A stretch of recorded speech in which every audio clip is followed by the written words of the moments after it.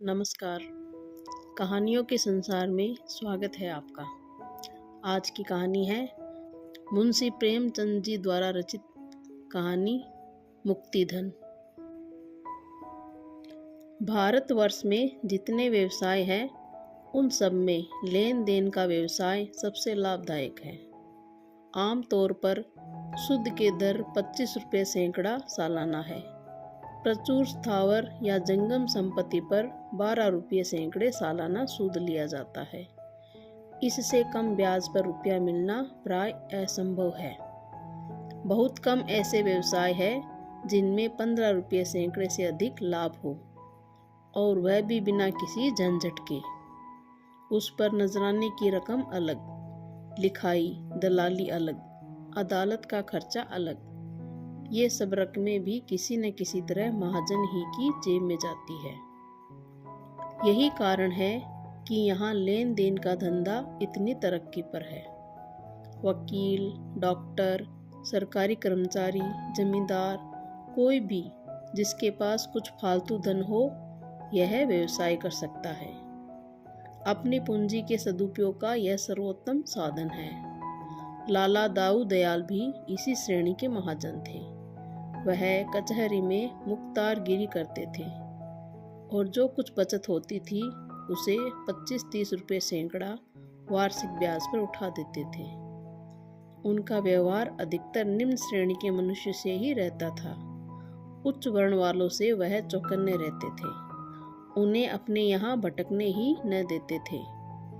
उनका कहना था, और प्रत्येक व्यवसायी पुरुष उसका समर्थन करता है, कि इनको रुपये देने से यह कहीं अच्छा है कि रुपये कुएं में डाल दिया जाए। लेते समय तो इनके पास बहुत संपत्ति होती है, लेकिन रुपये हाथ में आते ही वह सारी संपत्ति गायब हो जाती है।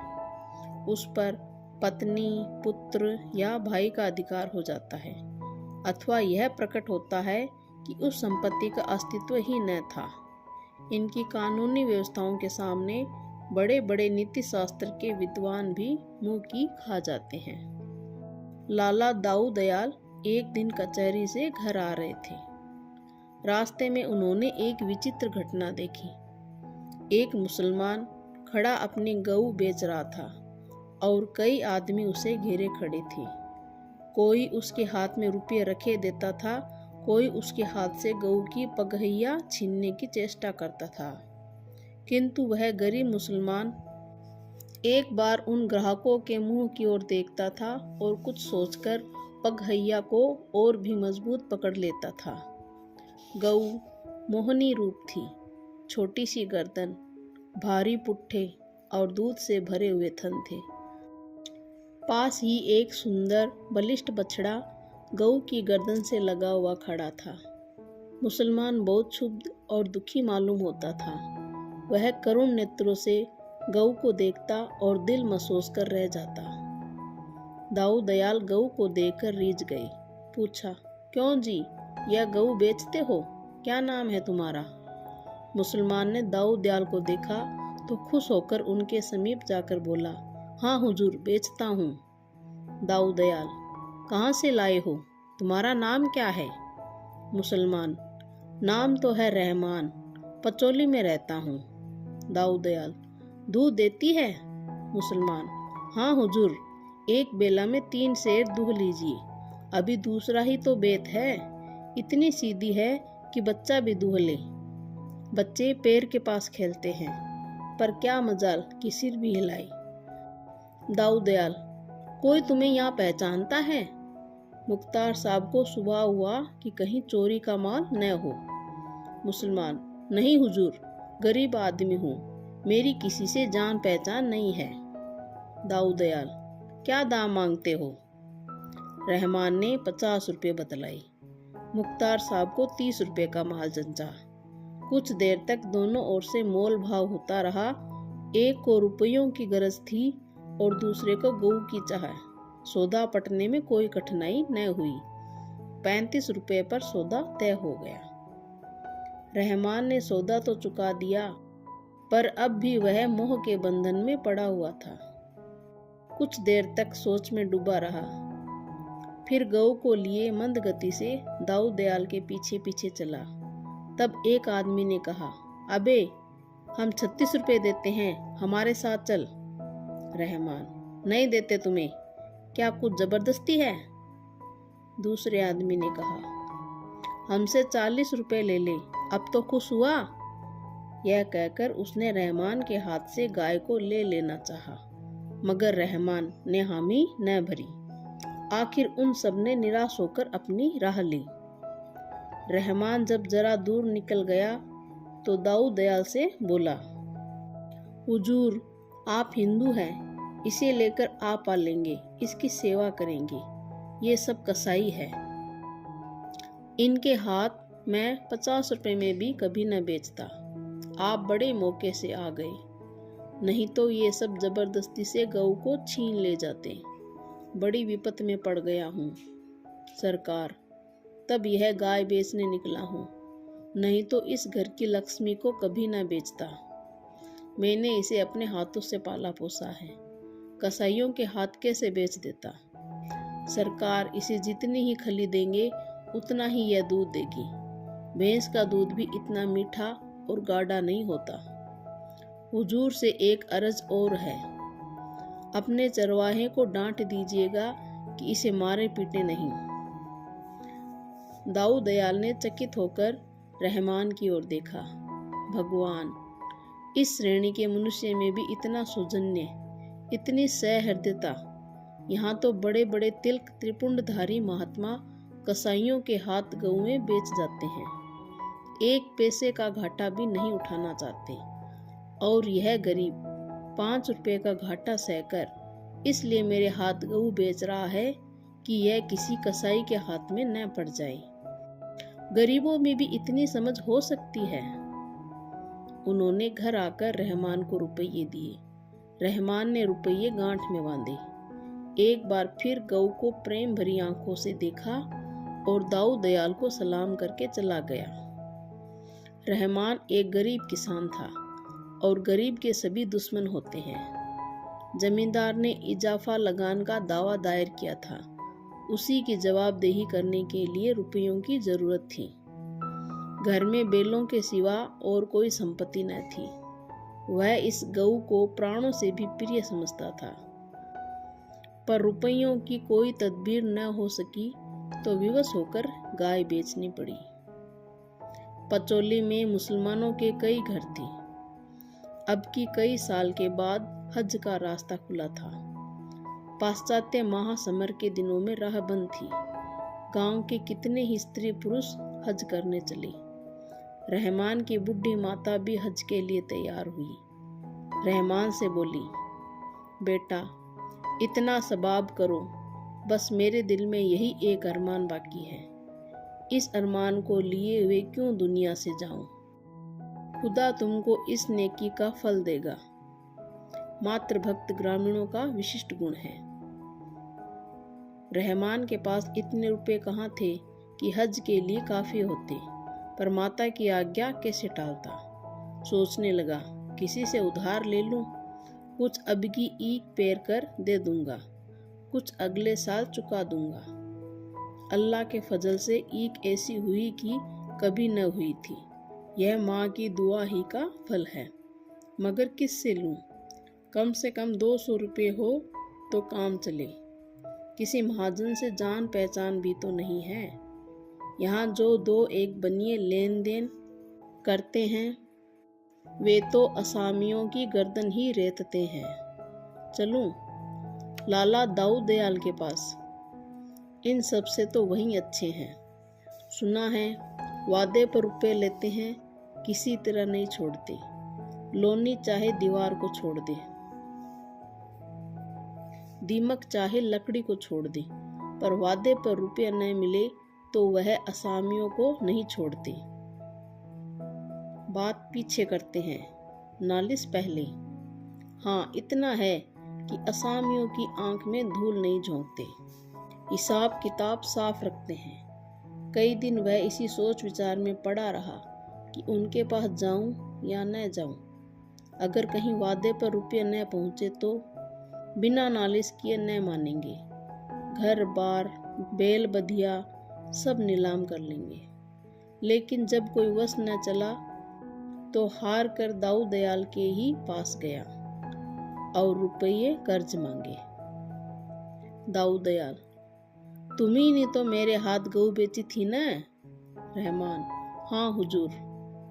दाऊ दयाल, रुपये तो तुम्हें दे दूंगा, लेकिन मैं वादे पर रुपये लेता हूँ। अगर वादा पूरा न किया तो तुम जानो, फिर मैं जरा भी रियायत न करूँगा। बताओ कब दोगे? रहमान ने मन में हिसाब लगाकर कहा, सरकार 2 साल की मियाद रख ले। दाऊ दयाल, अगर 2 साल में न दोगे तो ब्याज की दर 32 रुपये सैकड़े हो जाएगी। तुम्हारे साथ इतनी मुरोवत करूंगा कि नालिश न करूंगा। रहमान, जो चाहे कीजिएगा, हुजूर के हाथ में ही तो हूँ। रहमान को 200 रुपये के 180 रुपये मिले। कुछ लिखाई कट गई, कुछ नजराना निकल गया, कुछ दलाली में आ गया। घर आया, थोड़ा सा गुड़ रखा हुआ था, उसे बेचा और स्त्री को समझा बुझाकर माता के साथ हज को चला। मियाद गुजर जाने पर लाला दाऊ दयाल ने तकाजा किया। एक आदमी रहमान के घर भेजकर उसे बुलाया और कठोर स्वर में बोले, क्या अभी 2 साल नहीं पूरे हुए? लाओ, रुपये कहाँ है? रहमान ने बड़े दीन भाव से कहा, हुजूर, बड़ी गर्दिश में हूँ। अम्मा जब से हज करके आई है तभी से बीमार पड़ी हुई है। रात दिन उन्हीं की दवा दारू में दौड़ते गुजरता है। जब तक जीती है हुजूर कुछ सेवा कर लूँ। पेट का धंधा तो जिंदगी भर लगा रहेगा। अब की बार कुछ फसल नहीं हुई हुजूर। ईख पानी बिना सूख गई। सन खेत में पड़े पड़े सूख गया। धोने की मोहलत न मिली। रबी के लिए खेत जोत न सका, परती पड़े हुए हैं। अल्लाह ही जानता है किस मुसीबत से दिन कट रहे हैं। हुजूर के रुपये कोड़ी कोड़ी अदा करूंगा। साल भर की और मोहलत दीजिए। अम्मा अच्छी हुई और मेरे सिर से बला टली। दाऊ दयाल ने कहा, 32 रुपये सैकड़े ब्याज हो जाएगा। रहमान ने जवाब दिया, जैसी हुजूर की मर्जी। रहमान यह वादा करके घर आया तो देखा कि माँ का अंतिम समय आ पहुंचा है। प्राण पीड़ा हो रही है। दर्शन बदे थे सो हो गए। माँ ने बेटे को एक बार वात्सल्य दृष्टि से देखा, आशीर्वाद दिया और परलोक सिधारी। रहमान अब तक गर्दन तक पानी में था, अब पानी सिर पर आ गया। इस वक्त पड़ोसियों से कुछ उधार लेकर दफन कफन का प्रबंध किया, किंतु मृत आत्मा की शांति और परितोष के लिए जकात और फातिये की जरूरत थी। कब्र बनवानी जरूरी थी। बिरादरी का खाना, गरीबों को खैरात, कुरान की तलवात और ऐसे कितने ही संस्कार करने परम आवश्यक थे। मात्र सेवा का इसके सिवा अब और कौन सा अवसर हाथ आ सकता था। माता के प्रति समस्त सांसारिक और धार्मिक कर्तव्यों का अंत हो रहा था। फिर तो माता की स्मृति मात्र रह जाएगी, संकट के समय फरियाद सुनाने के लिए। मुझे खुदा ने सामर्थ्य दी होती तो इस वक्त क्या कुछ न करता, लेकिन अब क्या अपने पड़ोसियों से भी गया गुजरा हूँ। उसने सोचना शुरू किया, रुपये लाऊं कहाँ से? अब तो लाला दाऊ दयाल भी न देंगे। एक बार उनके पास जाकर देखूं तो सही, कौन जाने मेरी विपत्ति का हाल सुनकर उन्हें दया आ जाए। बड़े आदमी हैं, कृपा दृष्टि हो गई तो 100-200 उनके लिए कौन सी बड़ी बात है। इस भांति मन में सोच विचार करता हुआ वह लाला दाऊ दयाल के पास चला। रास्ते में एक एक कदम मुश्किल से उठता था। कौन मुँह लेकर जाऊं? अभी 3 ही दिन हुए हैं। साल भर में पिछले रुपए अदा करने का वादा करके आया हूँ। अब जो 200 रुपये और मांगूंगा तो वह क्या कहेंगे। मैं ही उनकी जगह पर होता तो कभी न देता। उन्हें जरूर संदेह होगा, यह आदमी नियत का बुरा है, कहीं दुत्कार दिया, गुड़कियाँ दी तो पूछे, तेरे पास कौन सी बड़ी जायदाद है जिस पर रुपये की थैली दे दूं? तो क्या जवाब दूंगा? जो कुछ जायदाद है वह यही दोनों हाथ है, उसके सिवा यहाँ क्या है? घर को कोई सेंत भी न पूछेगा। खेत है तो जमींदार के, उन पर अपना कोई काबू ही नहीं। बेकार जा रहा हूँ, वहाँ धक्के खाकर निकलना पड़ेगा।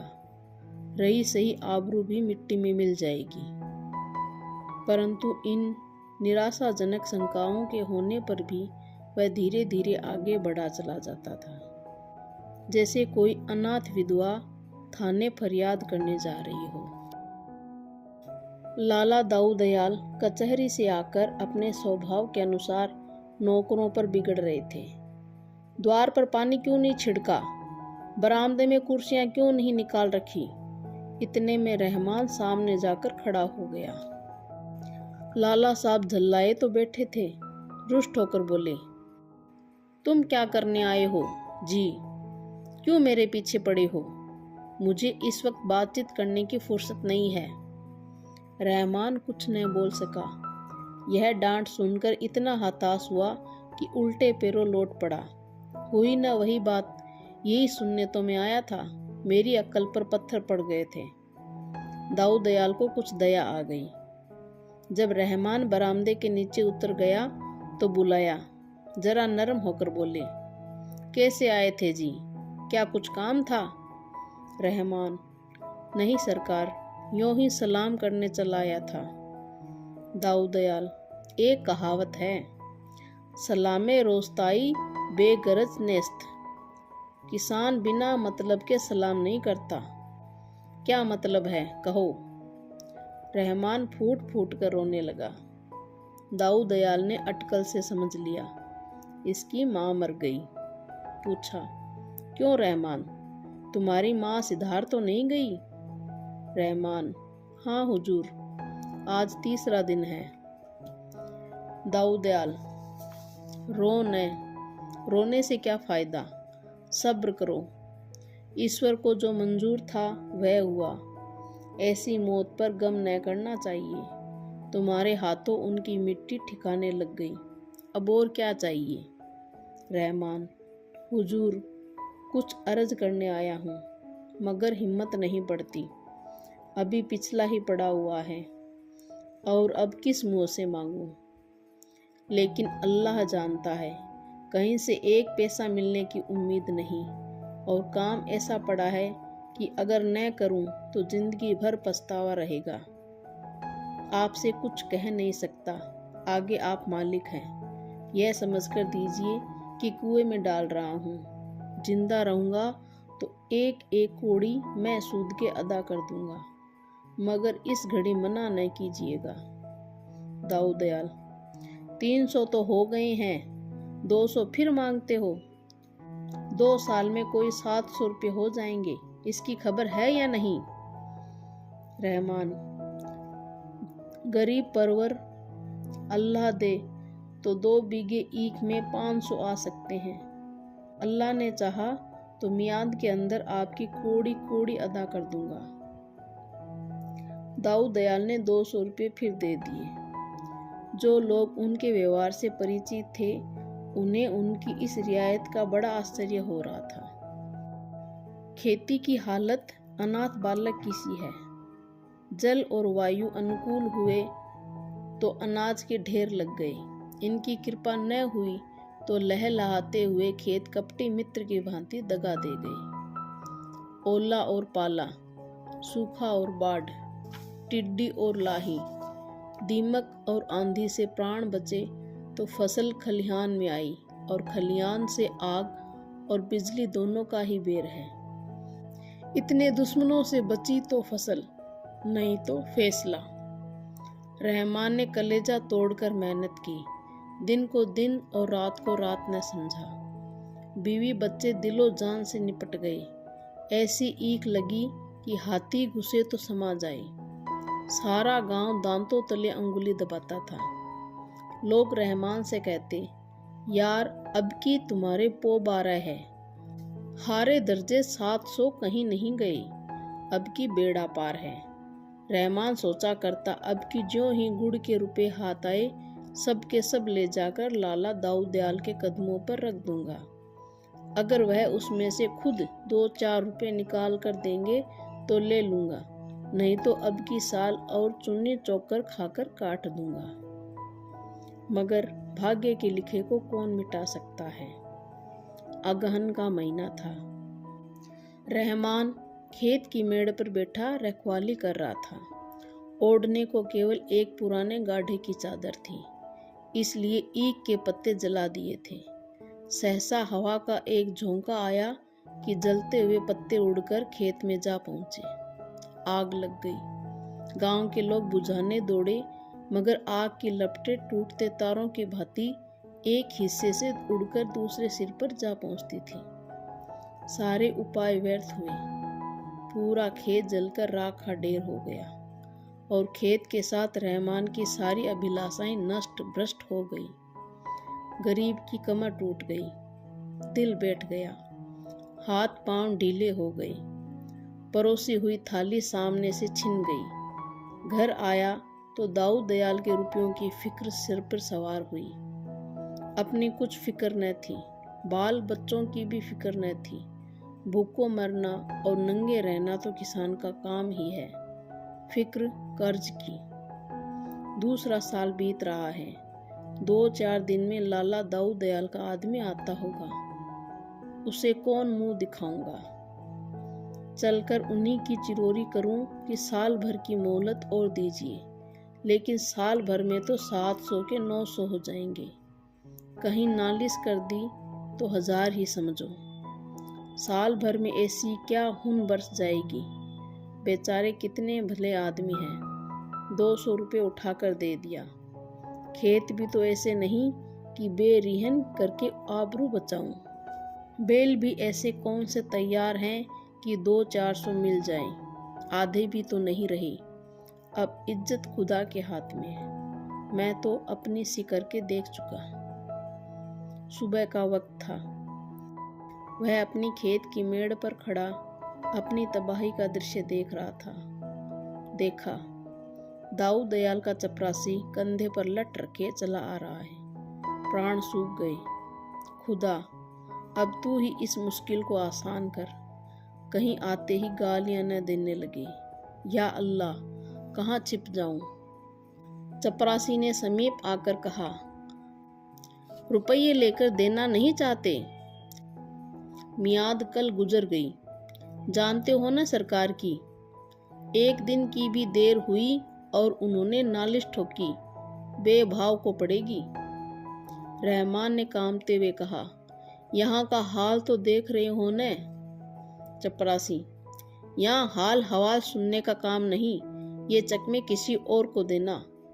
700 रुपये ले चलो और चुपके से गिनकर चले आओ। रहमान, जमींदार, सारी ईख जल गई। अल्लाह जानता है, अब की कोड़ी कोड़ी बेबाक कर देता। चपरासी, मैं यह कुछ नहीं जानता। तुम्हारी ईख का किसी ने ठेका नहीं लिया। अभी चलो, सरकार बुला रही हैं। यह कहकर चपरासी उसका हाथ पकड़कर घसीटता हुआ ले चला। गरीब को घर में जाकर पगड़ी बांधने का मौका तक न दिया।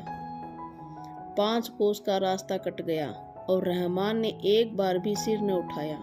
बस रह रहकर या अली मुश्किल कुशा उसके मुंह से निकल जाता था। उसे अब इसी नाम का भरोसा था। यही जब हिम्मत को संभाले हुए था, नहीं तो शायद वह वहीं गिर पड़ता। वह निराशे की उस दशा को पहुंच गया था जब मनुष्य की चेतना नहीं, उपचेतना शासन करती है। दाऊ दयाल द्वार पर टहल रहे थे। रहमान जाकर उनके कदमों पर गिरकर बोला, खुदाबंद, बड़ी विपत पड़ी हुई है। अल्लाह जानता है कहीं का नहीं रहा। दाऊ दयाल, क्या सब ईख जल गई? रहमान, हुजूर सुन चुके हैं क्या? सरकार, जैसे किसी ने खेत में झाड़ू लगा दी हो। गांव के ऊपर ईख लगी हुई थी, गरीब परवर। यह देवी आफत न पड़ी होती तो और तो नहीं कह सकता, हुजूर से ऊरिन हो जाता। दाऊ दयाल, अब क्या सलाह है? देते हो या नालिश कर दूं? रहमान, हुजूर मालिक है, जो चाहे करे। मैं तो इतना जानता हूँ कि हुजूर के रुपये सिर पर हैं और मुझे कौड़ी कौड़ी देनी है। अपनी सोची नहीं होती।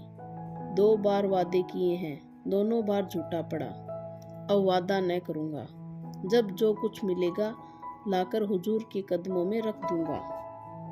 मेहनत मजूरी से पेट और तन काट कर जिस तरह हो सकेगा आपके रुपये भरूंगा। दाऊ दयाल ने मुस्कुराकर कहा, तुम्हारे मन में इस वक्त सबसे बड़ी कौन सी आरजू है? रहमान, यही हुजूर कि अपने रुपये अदा हो जाए। सच कहता हूँ हुजूर, अल्लाह जानता है। दाऊ दयाल, अच्छा तो समझ लो कि मेरे रुपये अदा हो गए। रहमान, अरे हुजूर, यह कैसे समझ लूँ? यहाँ न दूंगा तो वहाँ तो देने पड़ेंगे। दाऊ दयाल, नहीं रहमान, अब इसकी फिक्र मत करो। मैं तुम्हें आजमाता था। रहमान, सरकार ऐसा न कहे, इतना बोझ सिर पर लेकर न मरूंगा। दाऊ दयाल, कैसा जी है, मेरा तुम्हारे ऊपर कुछ आता ही नहीं। अगर कुछ आता भी हो तो मैंने माफ कर दिया, यहाँ भी वहाँ भी। अब तुम मेरे 1 पैसे के भी देनदार नहीं हो। असल में मैंने तुमसे जो कर्ज लिया था वही अदा कर रहा हूँ। मैं तुम्हारा कर्जदार हूँ, तुम मेरे कर्जदार नहीं हो। तुम्हारी गऊ अब तक मेरे पास है। उसने मुझे कम से कम 800 रुपये का दूध दिया है। 2 बछड़े नफे में अलग। अगर तुमने यह गऊ कसाईयों को दे दी होती तो मुझे इतना फायदा क्यों कर होता? तुमने उस वक्त 5 रुपये का नुकसान उठाकर गऊ मेरे हाथ में बेची थी। वह शराफत मुझे याद है। उस एहसान का बदला चुकाना मेरी ताकत से बाहर है। जब तुम इतने गरीब और नादान होकर एक गऊ की जान के लिए 5 रुपये का नुकसान उठा सकते हो तो मैं तुम्हारी 100 गुनी हैसियत रखकर अगर 400-500 रुपये माफ़ कर देता हूँ तो कोई बड़ा काम नहीं कर रहा हूँ। तुमने भले ही जानकर मेरे ऊपर कोई एहसान न किया हो, पर असल में वह मेरे धर्म पर एहसान था। मैंने भी तुम्हें धर्म के काम ही के लिए रुपये दिए थे। बस हम तुम दोनों बराबर हो गए। तुम्हारे दोनों बछड़े मेरे यहाँ हैं, जी चाहे लेते जाओ, तुम्हारी खेती में काम आएंगे। तुम सच्चे और शरीफ आदमी हो। मैं तुम्हारी मदद करने को हमेशा तैयार रहूँगा। इस वक्त भी तुम्हें रुपयों की ज़रूरत हो तो जितने चाहो ले सकते हो। रहमान को ऐसा मालूम हुआ कि उसके सामने कोई फरिश्ता बैठा हुआ है। मनुष्य उदार हो तो फरिश्ता है और नीच हो तो शैतान। ये दोनों मानवीय वृत्तियों ही के नाम है।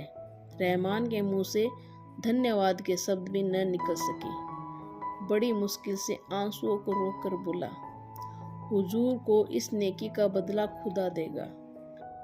मैं तो आज से अपने को आपका गुलाम ही समझूंगा। दाऊ दयाल, नहीं जी, तुम मेरे दोस्त हो।